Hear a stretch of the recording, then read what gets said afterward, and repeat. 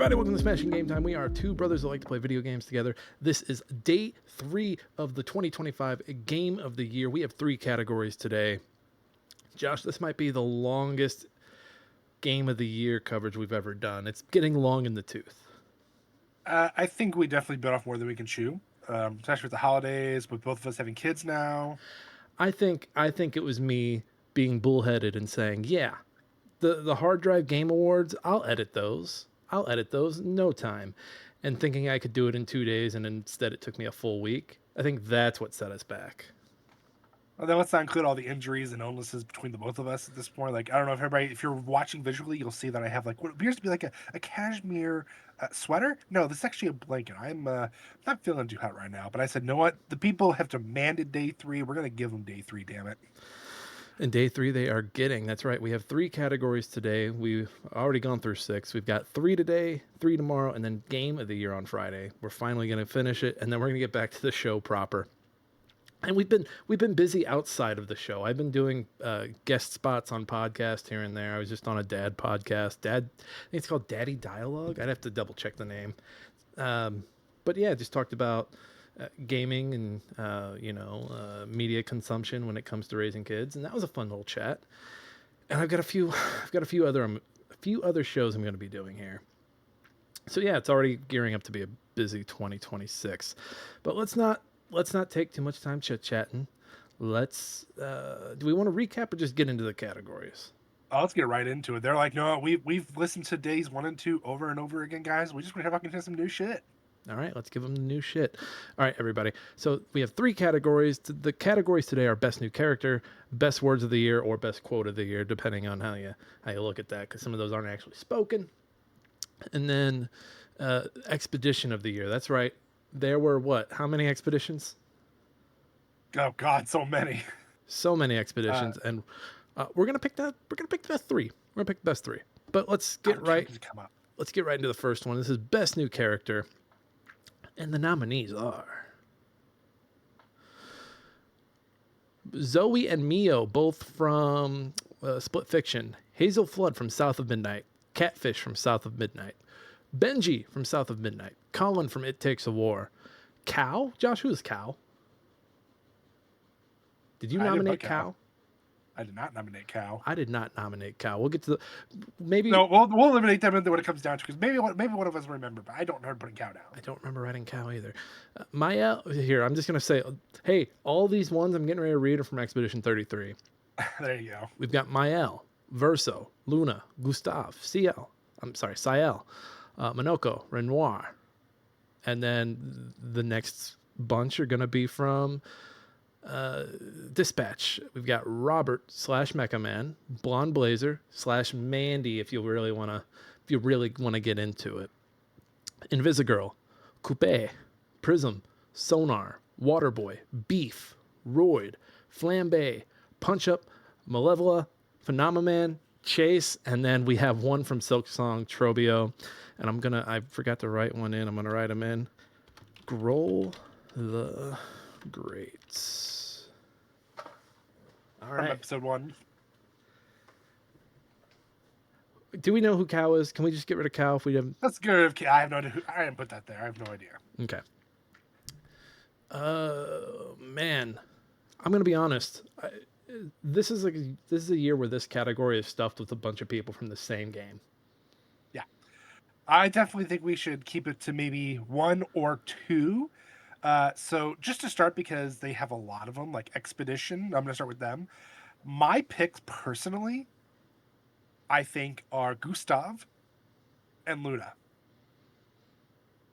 Why? Yes, Gustav's only in like a quarter of the game, maybe a third, but there's just something about him. He delivered such the most phenomenal lines. He was the most like the most realistic and optimistic person you could ever meet. To me, he commanded the team so well until his death. Spoiler alerts.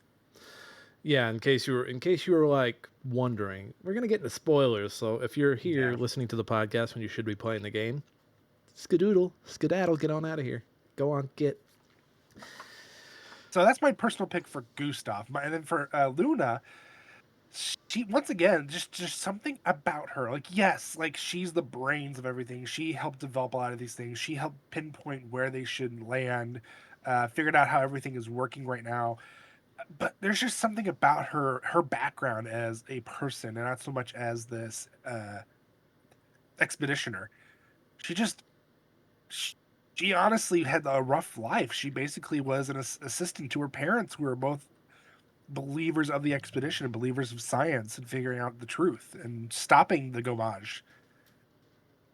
Just and even then going through like everything and finding out what happened to her parents and uh I mean really just all in all just something about it. Or like if you look at like Seal or Mael, like yes, their backgrounds are tragic, but Seal, if you go down the bad path, she gets her husband back. She goes down the other path, she forgets it all happened.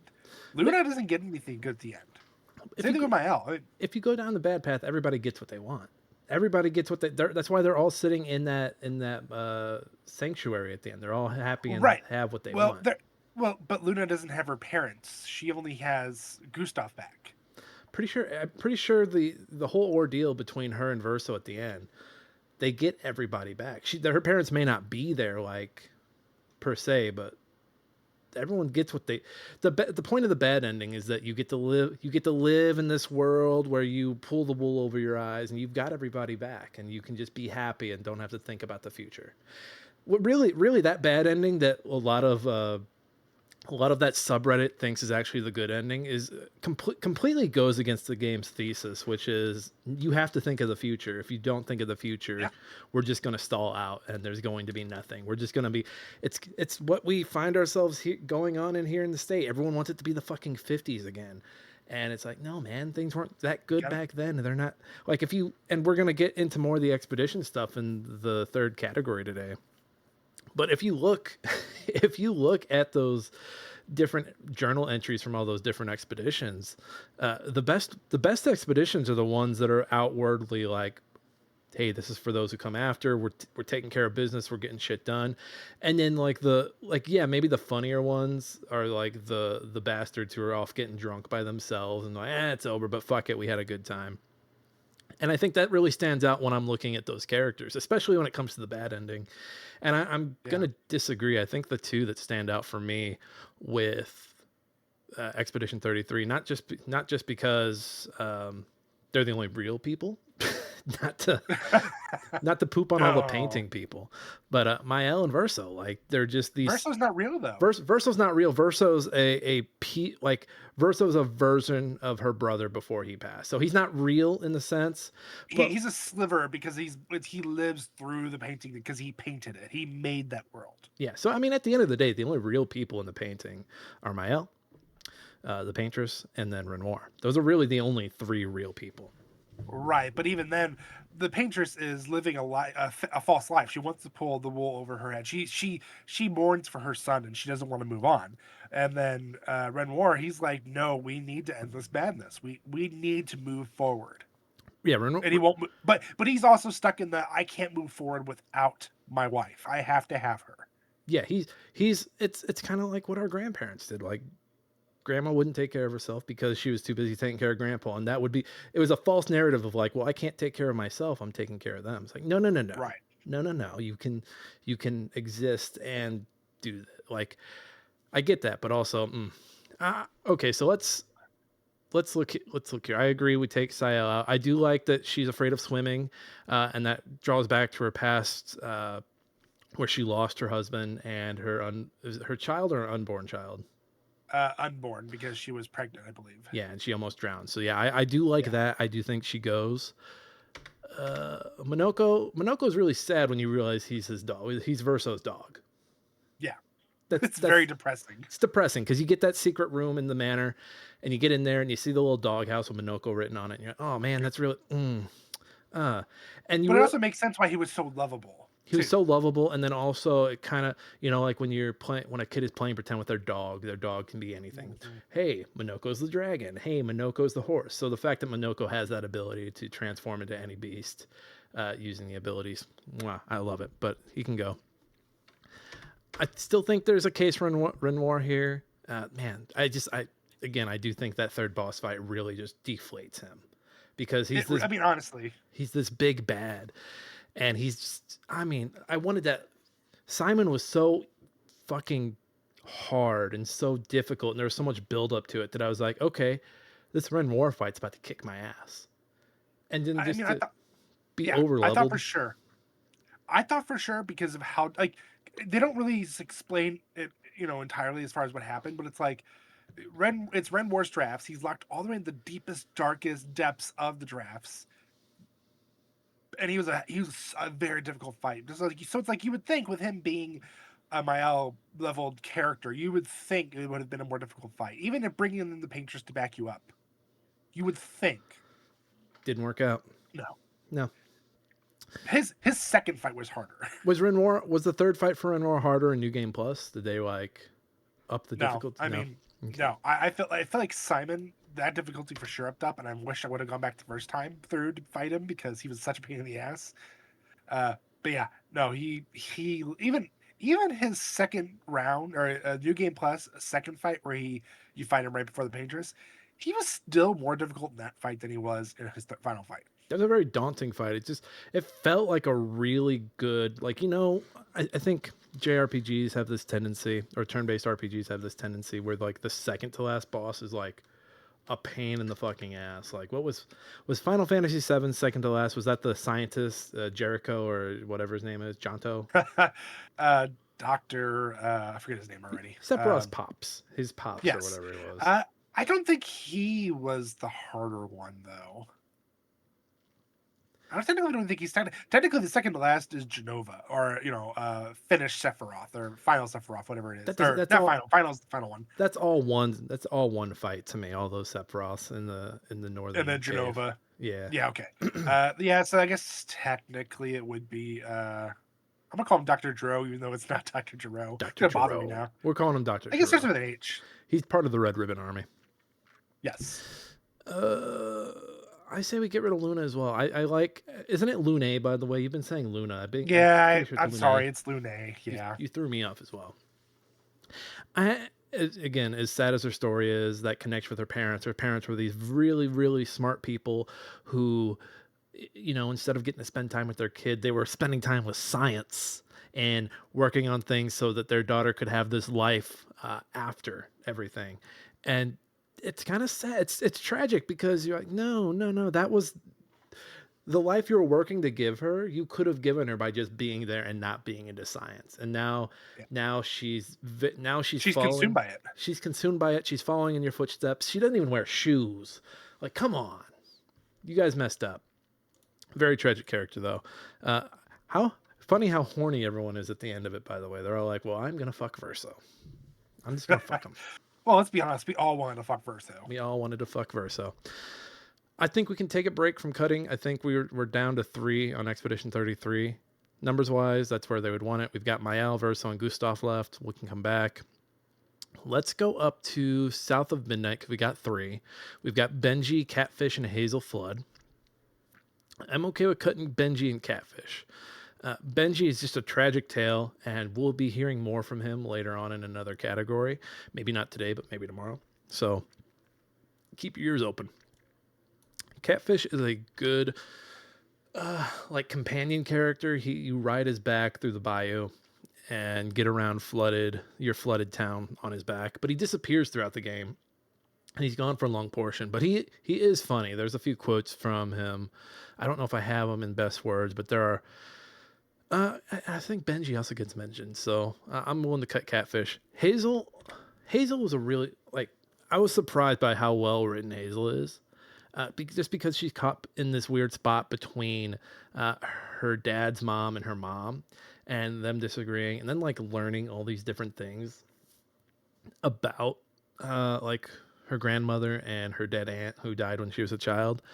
And it's just a really well written character, and I really hope that team gets to make a sequel. Just because that game really surprised me. I didn't think I'd like South of Midnight as much as I did. I don't think Hazel's going to make the cut once we get down to Final 3, but she is a really fun character, and I hope we see more of her. She really reminded me of the Prince of Persia from Sands of Time. Just the way she carries Or the herself. prince then. Huh? Just call her the Call prince. her the prince. She's basically royalty by the end. Uh, I'm gonna. We probably did this in. Um, we probably did Cody, this so in Goaty, so we should combine Zoe and Mio. yeah, actually, I think we did. Because God you, damn it, I think we did. because you can't have one Because you without can't the have other. one without the other. Yeah, And yeah, I it think they makes sense. stay for now. I think it's a really good combination. They No, play off each other well. they do, and there's just so much story that builds off of them being with each other. So Yeah. yeah, I'd say keep them in there for sure. Colin is one of mine. It's from It Takes a War. It Takes a War is it's a spoof of Counter Strike. You're just playing a game with a bunch of random friends on a Friday night, and they start to argue and bicker about each other. And Colin is like the oddball out because he's found out that these friends that he's been playing with have started leaving him out of doing stuff in real life, and it tears him apart. And it Takes a War is basically a game that says, hey, you know that person that you're calling every slur word on Xbox Live? That's a human being, man. Maybe leave that person alone. And Colin is reluctantly just emotionally beaten up by his friends throughout the game. Towards the end of the game, you kind of like teleport out of the game into a Steam server, and it's really cool because it's one of those games that takes elements from your Steam and puts it like in a museum. So like if you had a friend that hasn't played in a while, like Josh, it would pull your username up and it would be like last seen 300 days ago playing this game. And it was just a surreal moment. It's kind of like that meme you see where someone's like, you never know the last time you're going to see somebody, but then it's instead of it being like an actual person, it's like Xbox Live last Yep. online 4 years ago. I literally have a few friends who are no longer with us on Xbox Live. I go back every once in a while and I see, the last time they were on 6, 7 years ago, and it's like, damn, I remember how it all happened, and it's like Jesus. It's depressing, but at the same time, it's like it's just a reminder. It's like you're only here for so long, and the moments that you had and enjoyed that they're probably no longer, they're gone, and there's nothing you can do about it. But you just have all these memories, and it's like, why get rid of that? And that's kind of how I feel about the friends list. Like, I'm not gonna, just because they haven't been online for 6 or 7 years doesn't mean I'm gonna let them go. I'm gonna keep them there forever. Right. Like these moments online are fleeting. We're never going to get them back. And it's just a reminder to like, hey, just be kind. Like that person may be a Nazi because you're playing a World War II game right now, but in real life they might actually be a Well, really nice person. Actually, you know what? They might be a hold Nazi. on, You know hold what? on. If Flip a if their coin, they first might be a thought is Nazi. if their first thought is to go onto Call of Duty and scream every profanity and say you all fucking suck, my team's garbage, they probably had it coming. Honestly, I'm sorry. Yeah. Hey, death to Nazis. And if YouTube Yes, gets rid of us for saying that, maybe we don't need to be on YouTube. Let's scroll down. I've got two here from Silk Song, and who am I joking? They're not going to make the cut. But Grohl the Great is he's going to be talked about for years to come. He's going to be the boss that everybody talks about. You hate him, you hate the run back to him. He's got an army of enemies that you fight before him. His fight takes place in the swamp where if you fall in the water, you have maggots on you, so you can't use your threads to heal, or you can't use your silk to heal. He's the guy you love to hate, and I kind of love him. I kind of love him. I voiced him in the Game Awards, and it was fun. It was stupid fun. And he swallows you. He's just a big dumb idiot, and I love him. But I'm okay with cutting him. And then Trobio, bye, Grohl. huh? I Bye, said girl. bye, Grohl. And then Trobio is another. I think Trobio is probably the standout when it comes to presentation. Again, he's an actor. He throws fireworks at you. I think I mentioned a lot of this during the boss fight category, by the way. Yeah, But he's a cornball. He's a cornball, and it's like, okay, I guess I'm fighting this actor. This guy shouldn't be this tough because he's an actor, but whatever. But Trobio can go. All right, and now we need to cut a bunch from Dispatch. How many do we hold on? Hold on. 1, there's a 2, lot of 3, them. 4, 5, 6, 7, 8, 11, 12, 13. We have 14 from Dispatch. I'm gonna tell you my personal favorite. I want you to tell me yours, and I think from there we work down the rest of them if need be. No, don't even do favorites yet. We'll do favorites when it starts to get hard. We'll do. Okay. So I think you can get rid of Invisigirl and Blonde Blazer, if I'm being honest. Yep. I think they're poorly written. I think somebody on the internet said that Dispatch is what is it? They said it was Twilight for men, and as soon as they Yeah. said that, I was like, "Yep, they're Yeah, right. no, I heard saw that and I was like, "Yeah, god damn They're it, they're right." so fucking right." And it feels like they're both there to serve Robert, and I hate that about him because I wanted a little more. I think Blonde Blazer gets a little more because she comes out as Mandy, but she does it in service to Robert. Like she unmasks herself and she's like, "Well, here's me when I'm just a person, Robert. This is me when I'm no longer my Mecha Man." And I hate that. I hate it so much. I wanted them to have more of their own moments away from Robert, and it feels like the game. Of course, the game is very central on that love triangle, but man, I just wanted a little more from each of these gals. Yeah, I mean, I see, in my opinion, I think they do it a little better with Invisigirl because, she's this villain. She's done this life of villainy. I mean, her original villain name was Invisibitch. But And they baby girl the shit out of her. they do baby girl the shit out of her. They're Like I said, I'm not trying to justify to keep her. I'm saying, like, in my opinion, I feel like with Invisigirl, she's not so much in service of because she's still kind of doing her own thing. But I do agree, they do still kind of because put her on because the pedestal. it's no, not even that. It's just the fact that like they go out of their way to make you distrust her throughout the game. Hold on. I don't mean for Robert. I'm talking about for all the people who played the game. Okay, yeah, yeah, Yeah, yeah. yeah, yeah, People, yeah. I should clarify that. People playing the game, not so much the people in the game. surprise, surprise, the internet was weird about Blonde Blazer and Invisigirl, but more so Invisigirl. Yeah, I get everybody wants a baddie, but at the same time, like, guys, really? Yo, anyone on the internet who's like pro Invisigirl would fumble her in a minute. Don't let them trick you. Oh, this girl would just like go, like, she wouldn't even come out. She'd be like, "Ah, fuck this, I'm staying invisible the whole time. She'd Not be even coming out." invisible and she'd stab you and be like, "What's stabbing me? Yeah, What's happening? Huh? Who? Huh? Why am I being stabbed?" Well, because you suck. I'm getting rid of bye, both of them. girls. Yeah. Uh, let's see here. Let's run down this list. Beef. Beef is a dog. I know people love Beef. I'm gonna I delete the mean, but as dog. far as the character, yeah, he's just, I'm sorry. I'm gonna delete the dog. Bye. Gonna delete. Beef's a good boy, though. Beef's a good boy. Beef's a good boy, but I don't care. Punch Up. I think it's funny. Punch Up really doesn't do much. No, He's just he doesn't. he's kind of a punching bag. One of the best jokes is one of the best roasts is about him, and we'll touch on it later. But yeah, he's just kind of there. Yeah, I mean, I'd say there's some comedic relief with him, but at the same time, there's not enough there to justify like, oh, he's such a great character because he's he's like, I think he's more of like the play on like the alpha male stereotype of the 1930s and 40s. Yeah, but he's so quiet. He doesn't like. He's just there. He doesn't say much. That's what I'm saying. Like, he's just that stereotype. He has like the Irish stand, the fighting stance and all. Like, he's just so stereotypical, My but he God, doesn't do anything. and the irony that he's called Punch Up is Yeah. I roll my eyes at it. The more you pick at this game, the more you're like, oh man, these characters do kind of suck. These characters all kind of like it just. People told me I was too hard on the game. I didn't like the writing as much as everybody else did. See, I like the writing, but I think they did a great job of like over exaggerating everything. Like, oh, superheroes aren't like this beloved group of individuals in this world. They're kind of just used, and they're just there to exist. I like that it's a little more everyday. Like this. Yeah. Oh, this is everyday business type Yeah. stuff. I like Royd, but I think Royd is another example of like he's not there enough. He's Yeah. just there so you can have that moment in the bathroom early on, and then later on when you're testing out the suit. I wanted a little more of Royd. I kind of wanted to see some of Royd's background. I think if they do a season 2 or like a follow up to it, I do think he should be a little more of a focal point. Yeah, just give me a little more Royd. I don't need a lot.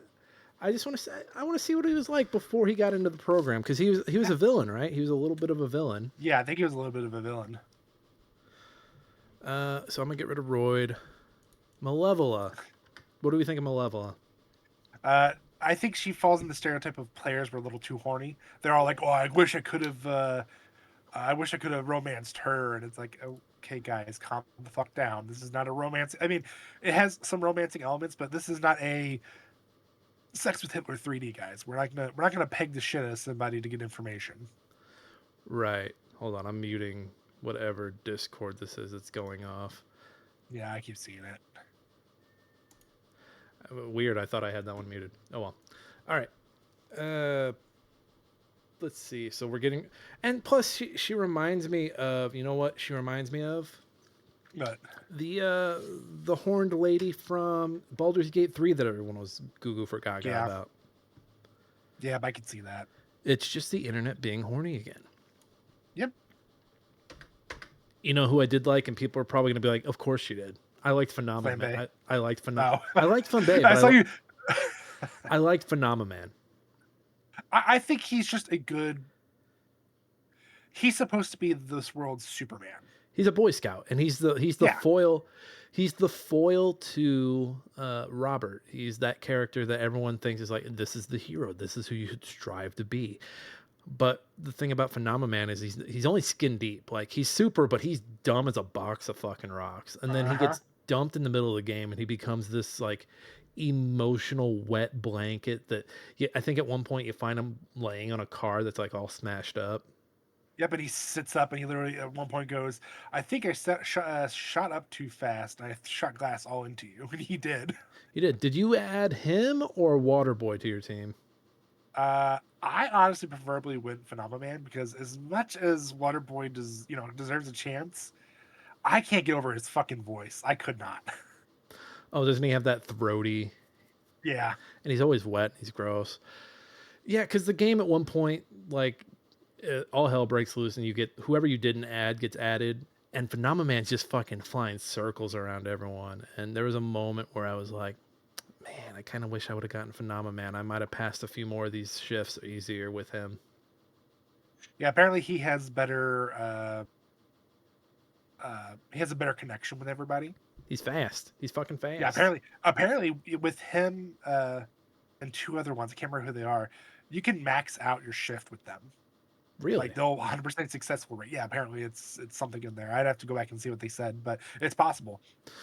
I'm okay with cutting Sonar and Coop because they're both characters that can kind of just disappear towards the beginning of the game. I like Sonar just being a dude bro Yeah. vampire who wants to meet his So hero on one of the jobs. I think that was a cool little aspect.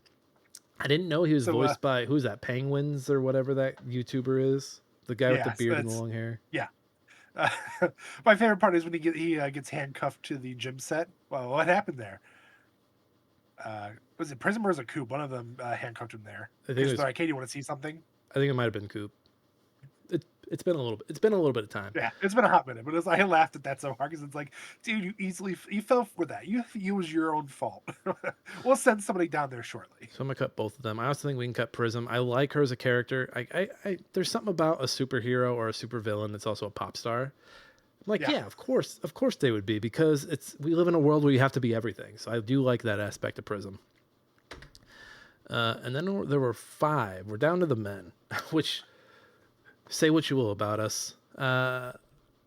Waterboy, he's gross, but I do like that you're giving him a chance. He's trying, but not too trying. He's awkward. Again, the more I nitpick these characters, the more I realize I dislike them all. see, and that's what makes me not like Robert nearly as much because we start to come down because it's like, yeah, as a person, I can relate to a lot of it as far as like everything you've done in this world has basically gone to shit, and you're stuck in a dead end job now trying to just meet ends meet, and you don't love it, and you're trying to get back to where you were happy. You know why I don't like Robert? Do you want to know why I really don't like Robert? Why don't you like Robert? Nick? He's a Tell us. goddamn fucking nepo baby. Yep. You want to know who He's my favorite? fourth generation. He's like third or fourth. But you want to Yeah. know who my favorite in the game is? Oh, my Besides favorite. I'll tell you. I'll tell you right now who my favorite is. besides Phenomenon, it's Chase. It's Chase. It's Chase Chase. made the whole entire. I'm sorry. There's just something so great about him. Like, yes, he's technically not. Spoiler alert for those who haven't played it. Uh, he is not this old man that you think he is. He's literally somebody who's like in their late 30s, early He's 40s. my age. He's like 36. Yeah. Uh, and because of his powers, he accelerates his lifespan faster. So the more he uses it, the older he looks. And that's great. That's a great aspect that I love. And I also think the way the game figures out how to fix it by the end is great as well. I Oh yeah, I'm kind of like I thought it was great, but I was also kind of mad at it. I was like, you didn't have to do I that. I don't think they could have done. I think they maybe could have like hinted at it for like a future setting. Hmm. But I do like it because it's like you're showing progression and showing like, hey, not only did we or able to rebuild this cell for Robert for him to become Mecha Man again, but because we did all this, we're able to figure out so much more. So do we agree that Chase is the only one that stays? Oh, 100%. Chase is Chase is probably the only reason why I like stuck with it so much because he just He's funny. he's level He's a he's the shit lovable talker. asshole. He's an Yeah. asshole. I love the conundrum that he's in with his powers. Like he loves using his abilities, but he can't anymore. And he's just a smooth talker that you knew if he still looked like he was 36, he'd be like hanging out with the ladies and like he's just Oh a yeah. fun character. And I love it when a character is kind of like taken out of their element and by making him this old man. What do they call him? Black Benjamin Franklin or no, Black No, Einstein. Black Einstein. but yeah, Black Einstein. I'm like, that's great. And I mean, it's so bad that Robert doesn't even recognize him. He's like, who's this Black Einstein? He's like, it's me, Chase. And it's great. I love it. And it leads to one of my favorite lines he gives us, which we'll do in the next the segment. So I won't spoil it ahead of time. But yeah, he's just all around a great character. I haven't even then like his supposed death, like they did a great job leading up to it and everything in general. He's just a phenomenal character. He is the best new character, honestly, of everybody here, in my opinion. I think he they nailed that character. That, but yeah, when him and Robert are in their apartment, I believe Vi is it Vi? Yeah, Vi is at Yeah. the base trying to steal the stuff needed for Robert's suit, and she's caught. She's basically screwed. And Chase, I think he hands beef to Robert, and then He like does. sets up in run Does the position. pace. He's And like, he's like, no, don't do it. and he takes off and he does it, and it's really this feat. It makes you realize like, wow, Chase, if it wasn't for this one issue that he's having, is probably the greatest hero in this world. Yeah. I mean, this whole time, like he's just been shitting on Invisigirl, like literally, like I don't trust her, like fuck her, she's a villain. Like he's bad mouthing this whole time, and he was willing to just throw it all into the grave just to save her. Yeah, I think up until that point he was still calling her Invisibitch, Yeah, and after that, I think he calls her Invisigirl. I think He so. might still call her Invisibitch. I'm not sure, but yeah, he puts the grievance aside and he's like, no, I'm gonna go help this person. Like, if it's the last thing I do, I'm gonna save this person's life. So yeah, he stays. So then we need to narrow it down to three. We need to get rid of. I think we need to get rid of because I think Zoe and Mio stay, and I Oh, can. they're a great duo. They have to stay. They're a great duo. Mio is very reserved. Zoe is the extrovert that Bubbly, extrovert. Yep. brings her out of it. You get the tender, touching moments about Zoe and her twin. I think her twin drowned. Speaking of people who Yes. drowned, Yes. and then Mio talks about her dad and how he's dying. I think he dies by the end. He doesn't get to read the book. Yeah. No. He. I think on the release date he died, or just before the release date. How would that be? Dad, my book's boo, boo, boo, Oh, boo. damn. Yeah, that'd be fucked up. No, the thing that really stands out about them is that they're these two characters that are probably terrible authors. But in a world where like everything is being regurgitated from AI, like no, like every author deserves a chance. Like yeah, a lot of story is stooped in tropes and just bad things that get repeated over and over and over and over and over again. And again, the point of split fiction is, hey, it doesn't matter how many times we repeat the old junk. At least it's been human, right? Yep. And Zoe and Mio find a happy middle ground and combine their sci-fi and their fantasy tropes, and it works. It works. It ends up making a really good story, and I think that's why they stay. Rebuttal, rebuttal. No, I agree 100%. Like, I don't have. I mean, at this point, I'm trying to think in my head, like, okay, well, let's come down to Expedition 33. We have to eliminate two of them because, in my opinion, Chase is number one, and then it's Zoe and Mio, and whoever survives is fighting for two. So if I had to pick one, if I had to pick one, because you have Mael on one side, you have Verso on the other, and you kind of have Gustav in the middle saying, "Hey, like, we need to be thinking of the future. We need to be building towards the future." And I think it would. I'm between Verso and Gustav. And I personally think it's Gustav because Verso is not so much like he wants to move forward. He's on a I want it all to end. I want my suffering to end. I want the suffering of who Verso is and who he was. I want that to be over with. I want people to go back to live their lives. I want the painting to stop. Well, and the thing is, if Gustav, let's say Gustav makes it out of the first act, and everything that happens, and we get to the end where it's Mael, Gustav, and Verso. I think Gustav would agree with Verso and be like, Oh yeah, "Hey, 100%. hey, Mael, or whatever the fuck your name is, you got to get out of here. Like, this isn't your Like life." no, this you have so much to live for. Like we knew what we were getting into the moment we figured out what all was happening. We knew that we weren't real. Yeah, It's time for you to go. you got to go. You got to You need go. to live your life. You move on for those who come after. Exactly, Gustav. I mean, in a year where the media that stood out to me was the media that said, "Hey, we got to start thinking about the people that come after us." Gustav stands out Yeah. amongst them because I mean, it's literally his mantra. It's literally how he signs out of his journal.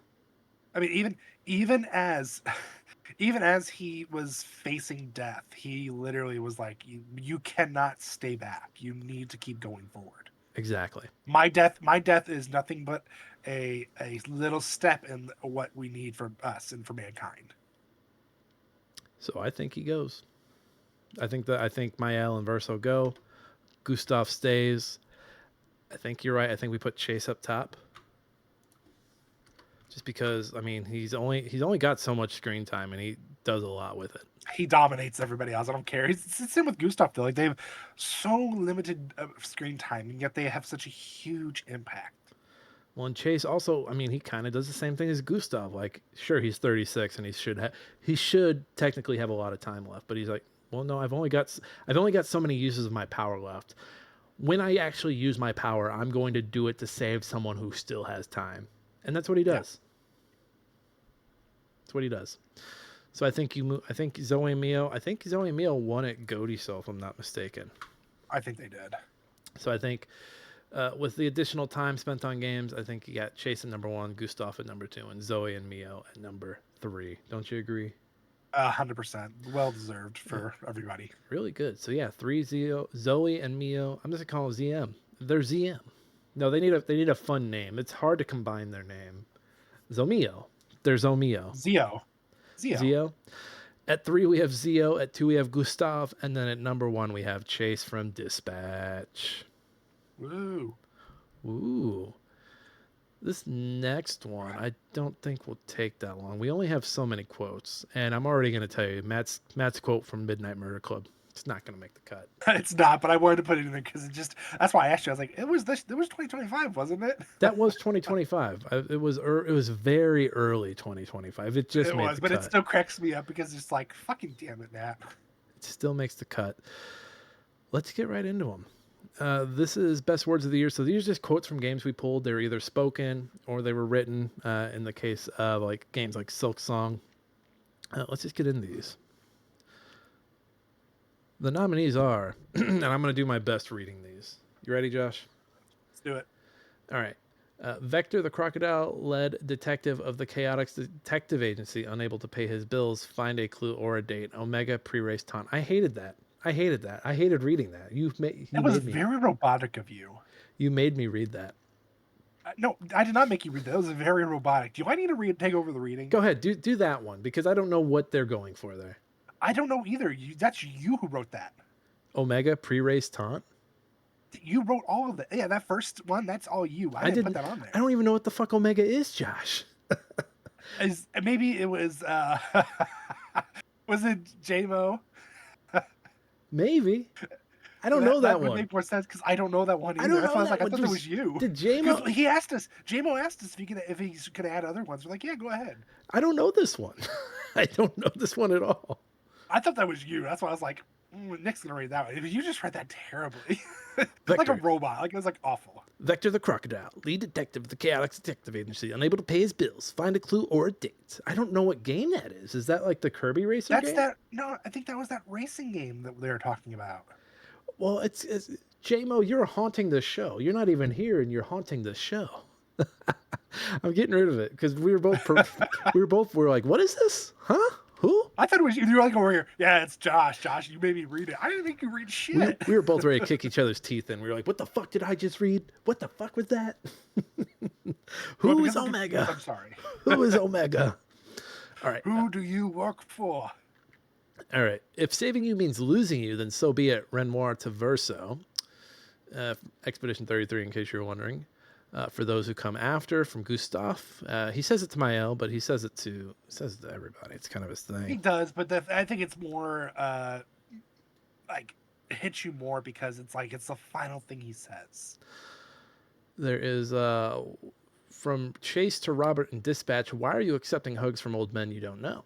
And this is before he realizes it's Chase. It's great. No, it's right as he finds out. He goes, "Yeah, why are you accepting hugs from old men you don't know?" Exactly. Well, you like to hug old people. They're very huggable. Malevola to Prism. You told me one time you didn't have a dad. Sure. Sure. We will get the pretext when we get to it, or pretense. Water Boy. I think you mean context. Water Yes, Boy. sorry. I'm really jizzed to join you. From Prism. Over here looking like Mumford fuck all his sons. I told you, she's got the best line in the game. He really does. This is from Matt when we were playing Midnight Murder Club. Don't camp like a bitch. But see, here's the thing. Matt was... So for those who don't know, Midnight Murder Club is a game where everyone's in the dark and you have a gun and you're basically just looking for each other, trying to shoot each other.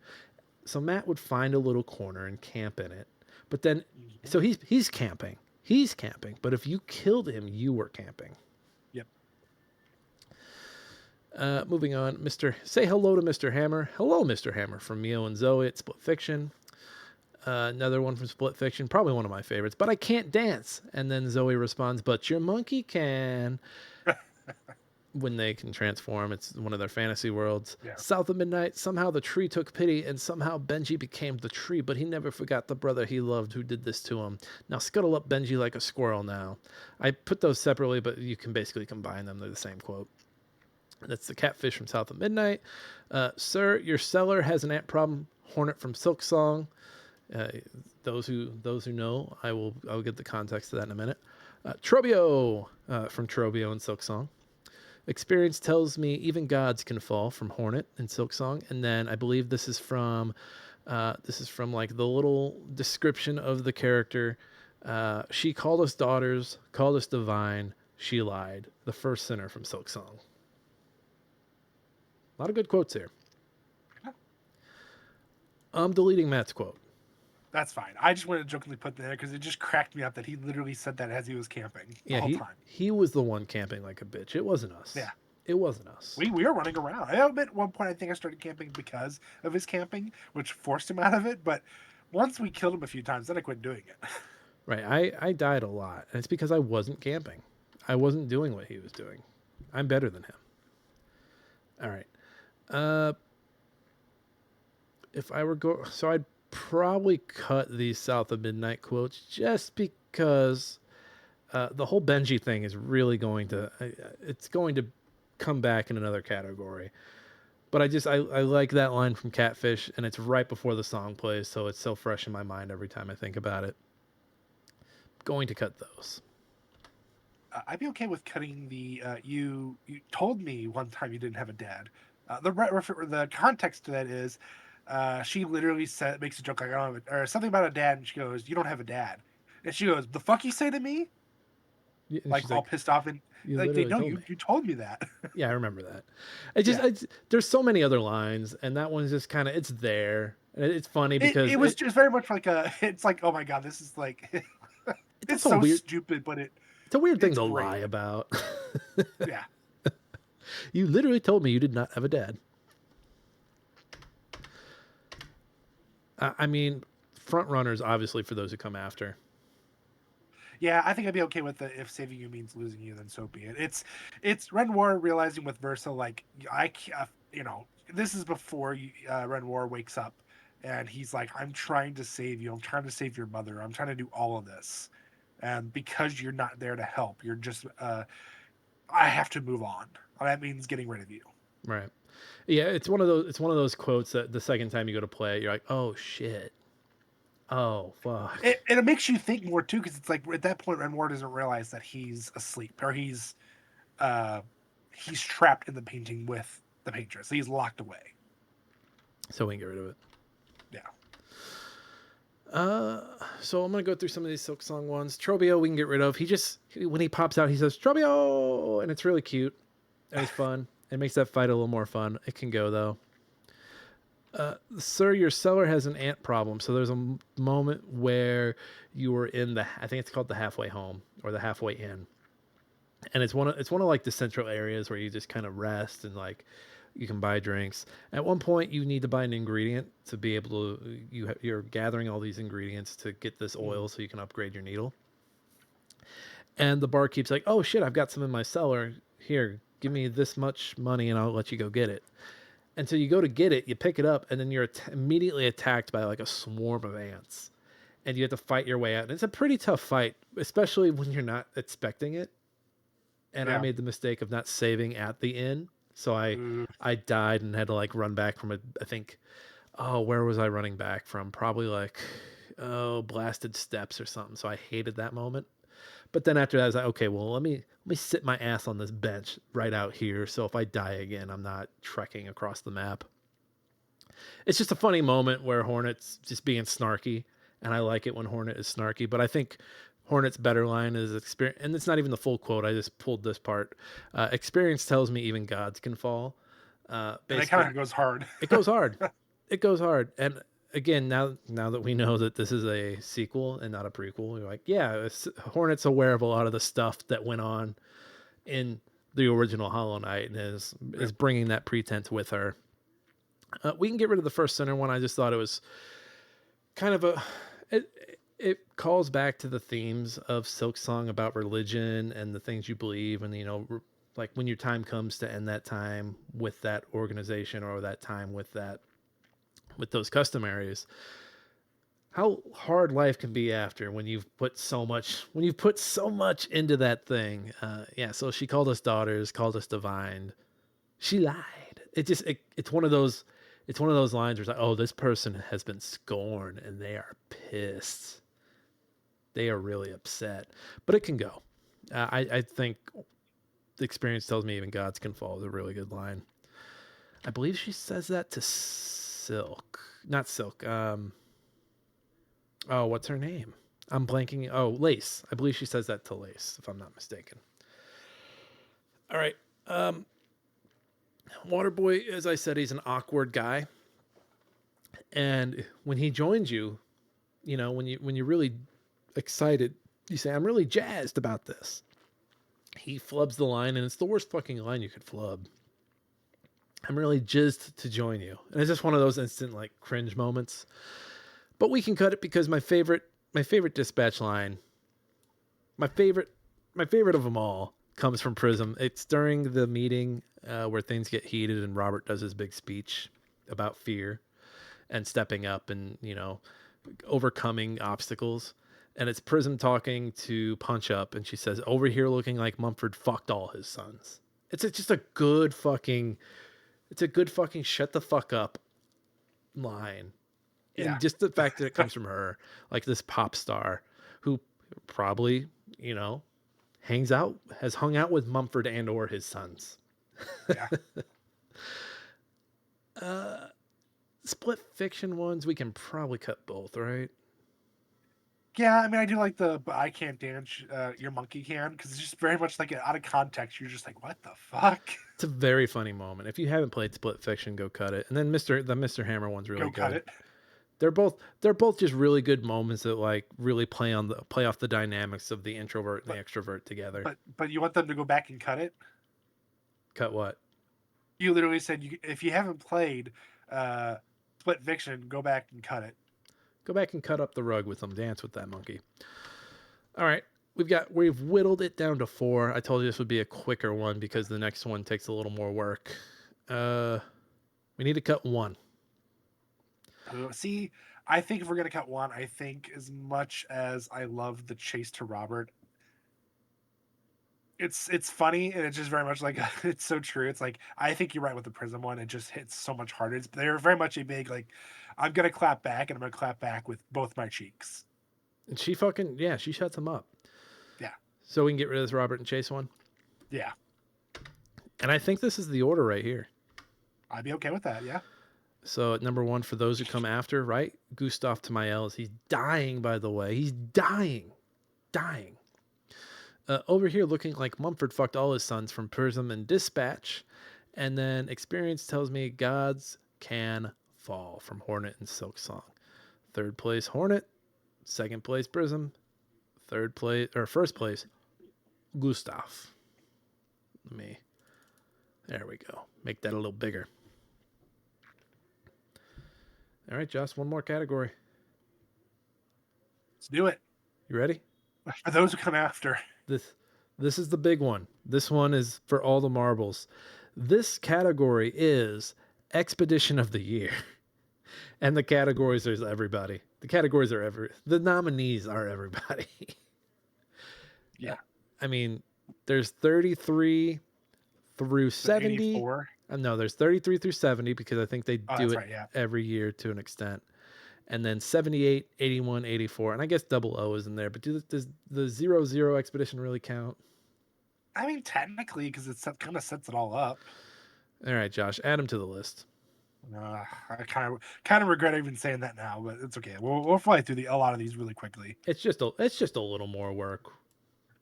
All right, I mean, not really, but be my man on that Word doc. I'm over on the Excel. I'm just gonna do a rundown real quick. I pulled this excellent rundown off of r/expedition 33. As much shit as I talk about them, there are some good things that come from them every once in a while.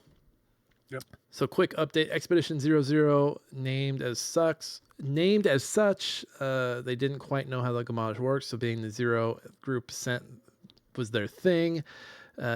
Expedition 84 notes that there was basically nothing left from this expedition, no bodies or proof that they were even out there, and that's probably because they were all basically murdered. down in Renoir's drafts by the end of it all, right? Expedition 84 comes like 15 years later. Expedition 78 went against their leader's orders and went on an impromptu expedition on their own. So yeah, there's a little gap between 84 and 78, and then 70 installed the grapple points throughout the world. Those are the little things, like the little beams that like pull you up on a ledge. 70 installed the grapple points throughout the world. These are the things where you press triangle or Y, and then you hop around them on walls. You just said that. No, they're 2 different things. The beam, you're talking about the ones where they can throw it and it can like launch them, basically. No. So, I'm sorry. The grapple's the light one where it's basically like a light rope, and then the climbing handholds is 69. I'm sorry, I did reread okay. that. That's one. why I was like, wait a minute, you said 70 twice. I thought they only did one thing. This text is very small. I'm sorry, everybody. 69 installed the climbing handholds, which are like the cliffside things that you jump from. Which are basically everywhere. They're everywhere. 67 used explosives to destroy a lot of the walls in Serene's lair. 66 did nothing of particular note other than die from eating poisonous mushrooms after seeing Verso eat them. 64 made use of radio communication but were sabotaged. 63 drove armored cars. 62 focused on slaughtering Neverons for future expeditions.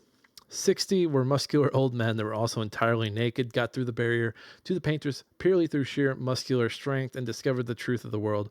Only failed to inform Lumiere because the guy they sent that swam back ended up on the wrong side of Lumiere as the gommage happened. It was erased before he could pass on the message. What a fucking idiot. Boo. He had one job, dude. Boo. 59 tried to see if they could eat Neverons. Didn't work out well. 57 used siege engines, trebuchet, ballista, etc. 56 painted Alicia at some point. I need to go back and read that journal because I completely missed that. 55 used music-based picto weaponry, which worked until Nevrons that weren't immune to them were painted. 54 reveals that some expeditioners were not there by choice, but being forcibly enlisted for dissenting against the ones in charge of Lumiere. 52 were killed in a concussive force to the head by Golgra in a sparring match. Apparently 51 is scratched out here, but we're all in a polyamorous relationship. Hold on. Let me read the 51 entry. Death with a kindness. Life is not easy. Life was never easy, but we have each other, and that makes us all different. Makes all the difference. Yeah, I think that guy's reading a little too into that. I think he's editorializing there. I think that's why it's crossed out. Right. 50. Despite joking that previous expedition might have used the giant Ferris wheel as a vehicle, it turns out this is exactly what this expedition did. Baller. Fucking baller. 48 mutinize against their leader who seemed fanatical. 47 drunkards. 44 attempted to use Nevron corpses as disguises. Did not work. 43 utilized submarines and were stranded thanks to Serpent Pair. That's the giant flying snake. He's actually mentioned a few times throughout journals. 41 made a habit of collecting Nevron body parts as trophies. 40 used gliders and collided into the monolith barrier. 37, a woman who abandoned the expedition and spent the rest of her days trying to clear the gestural beach challenge, the falling water one. Yeah, that one's tough. It really is. 36, logger was a poet. Yeah, that one's basically a poem. 35, used their bodies to form a bridge to a dead end. 34, focused on elemental pictos. 33, utilized the Lumina converter, which allows them to use more pictos than... Well, you know who that is. Yeah. You know who that is. All right. Immediately, and I know this might be unpopular, I think you can get rid of 60. The muscular men. Fine. Yeah. It's just ironic. They got so far, and it was literally just because of their strength, and they still fucked up. Yeah, they fucked up tremendously. So 60 can go. Get rid of 47. They were drunkards. Yep. Literally, I think their entry is just that they were getting drunk.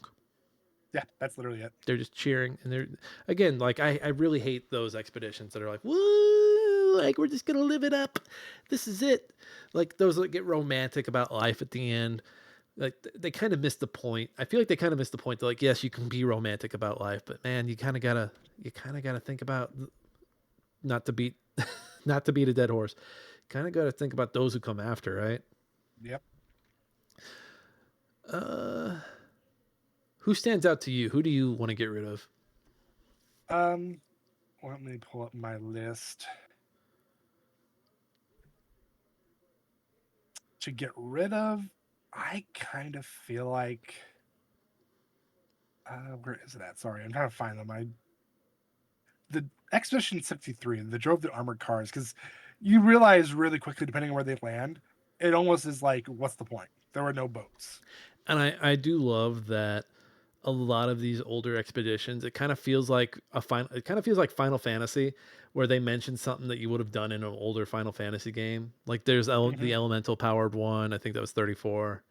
They're like, oh, our elemental powers don't work. And then like basically every vehicle that you would get like in the build up. So like any Final Fantasy, you're getting a car and then maybe like some sort of submarine, and then you're getting an airship. Yep. And this game's like, no, we're just giving you the, like, you kind we're of just gonna upgrade you straight to the airship. you kind of get a submarine. You kind of get a submarine, but really it's like immediately you know that that's going to be your airship. Yeah. Immediately, the way they talk about it. So anything with a vehicle you can get rid of. I want to go back and read 56 because they caught Alicia.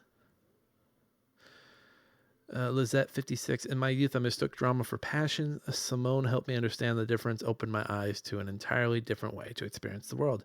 How could she be gone? How? How could they so callously, so nonchalantly destroy such a beautiful soul? Vile, vile, vile. They just killed her like she was a worthless Nevron.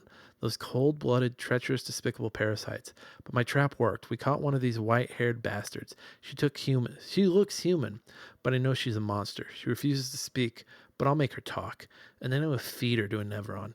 Then the paintress can take me. I don't care. Nothing matters. I will have justice. Yeah, get rid of him. Goodbye, 56. Do you need help with the vehicle ones, Josh? I think I took care of all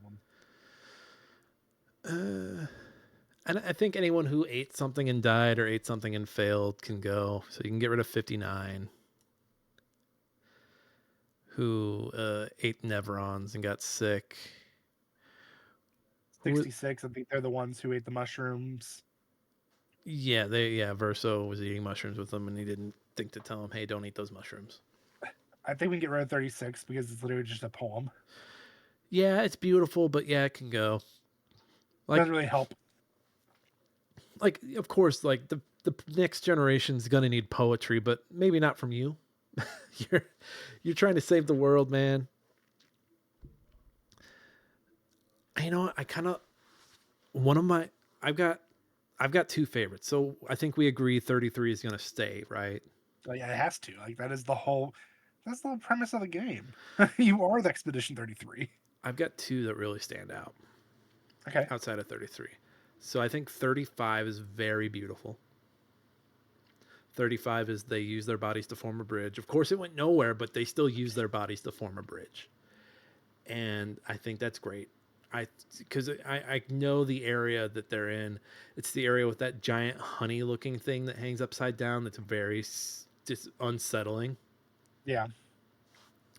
And this bridge to nowhere leads to one of those chromatic nevrons that you end up fighting. That's a little tougher.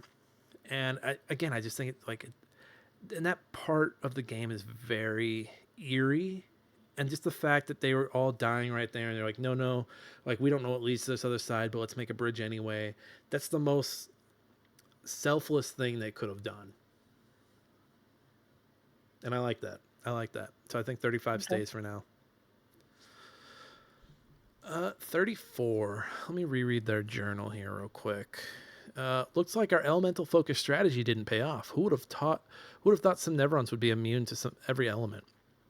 We have discovered so much, though. I suspect there's a deeper level of chroma beyond what Pictos enable us to manipulate. The pool of chroma grows as we get closer to the monolith, but thus we've been unable to tap into those flows. Maybe Gustav's idea to convert chroma from Pictos to, what did he call it, Lumina? Maybe that's not so crazy after all. So I don't know. I kind of also like 34 because they're mentioning they're mentioning the folks that are coming after them, and they're mentioning that they've learned from them as well. I don't know. The further down the line we go, the more I like. So I think 34 and 35 might be two of my favorite ones. I also really like 69. Haha, get it out of your system. 69, they're fucking ballers, man. Without them, you are not getting through half of the areas. 69 is in case you're forgetting, installed all the climbing handholds throughout the world. Yeah, see, and I think that's why I like 69 and 70 because they truly were thinking of future. Like they never thought that they were going to succeed. Their thought was, let's lay the groundwork so it's easier to get to these points. Like they both literally made it. So 70 made it inside the monolith, and I think 69 just missed the monolith. I think there's some of those in the monolith. I think there are some hooks. I'm trying to remember if it's if there was or not. I couldn't remember. I know there was the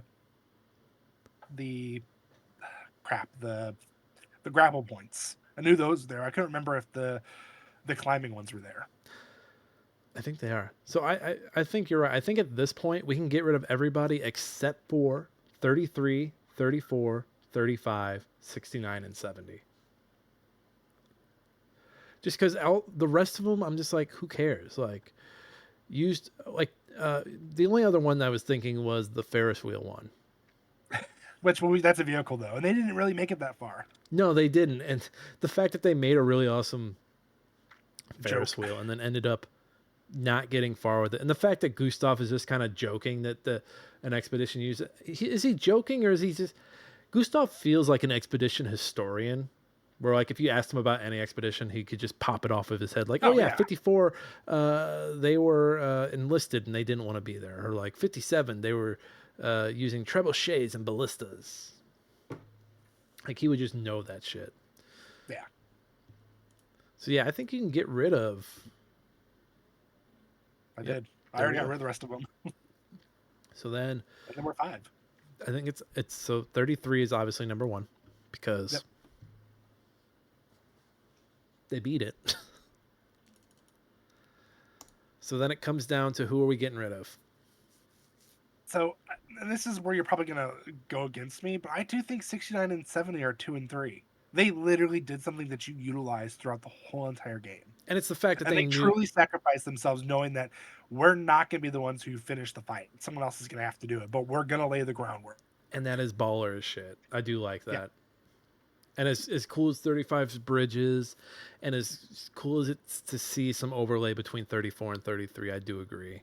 I think those two can go. But hey, they were thinking about those that came after as well.